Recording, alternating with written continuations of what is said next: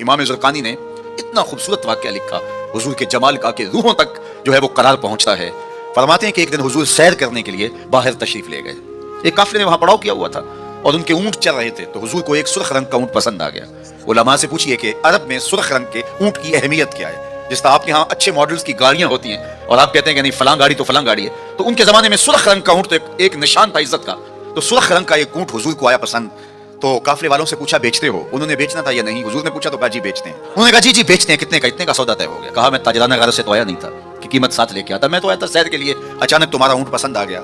अगर तुम मेरे पे एतबार करो तो ऊंट दे दो और मैं अपने शहर जाके इसकी कीमत बेच देता हूँ। उन्होंने कहा कोई इतराज नहीं।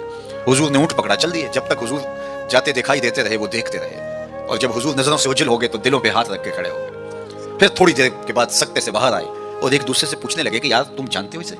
जब किसी को नकद सौदा दिया जाए तो अता पता नहीं पूछा जाता, और जब उधार दिया जाए या तो आप उसे जानते होते हैं या फिर दरमियान में कोई जामिन होता है या वो चीज कोई गिरवी रखता है। का एक शख्स आया, ऊंट ले गया, तुम में से उसे जानता भी कोई नहीं है। यार किसी ने पता पूछ लिया होता, उसने शय गिरवी कोई नहीं रखी, कोई जामिन भी नहीं दिया। एक बोला यार जब वो बातें करता था मुंह से फूल झड़ते थे, इज़ा तकल्लमा रुयकन नूर यखरुजु मिन बैन सुनाया हो, मैं तो वही देखता रह गया। दूसरा बोला कि यार जब वो मुस्कुराता था ना सामने वाले पहाड़ों पे अक्स पड़ता था, इज़ा दाहिका कादा यतलाला फिल जुदर। तीसरा बोला यार मैं तो उसकी जुल्फों के पेचो खम ही देखता रहा। चौथा बोला मैं तो उसकी आंखों के सागर में डूब गया। उन्होंने कहा जो भी हुआ वो अपने हुस्न का जादू जगा के तुम्हारा कीमती ऊंट हथिया के ले गया।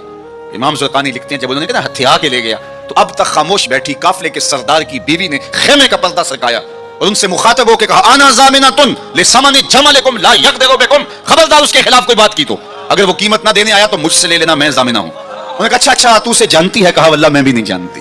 तो कहा फिर जामिन कैसे है? कहा जब तुम सौदा कर रहे थे खेमे की ओर से मैंने उसका चेहरा देखा था, और इतने सोने चेहरे वाला कभी झूठ बोल ही नहीं सकता है। थोड़े लम्हे गुजरे थे कि हुजूर के गुलाम आ गए। काफिले वाले कौन है जिनसे हमारे आका ने ऊंट खरीदा?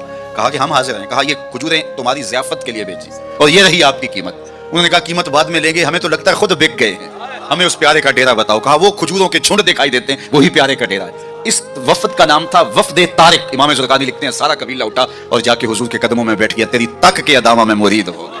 अगर किसी से इसलिए प्यार किया जाता है कि वो सोना बड़ा है तो फिर हुजूर से प्यार करें। अल्लाह अकबर। जहां हुस्न भी पानी भरता है और इश्क भी गुलामी करता है।